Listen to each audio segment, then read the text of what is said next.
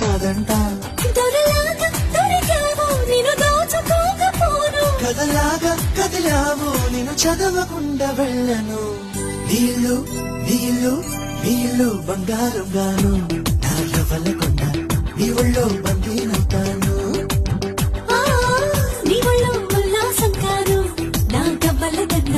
కవిలో వంతేలుంటాను నా రవ్వలకుండా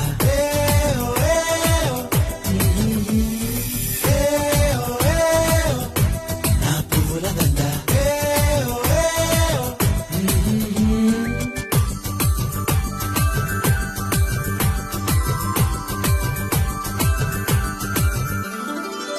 ముక్కు పోగు చెప్పేసింది ముత్తుకు అడ్డం రానని ముప్ప కూడా చెప్పేసింది సఫడి చేయనని చిట్టి సిగ్గు చెప్పేసింది గుడ్డును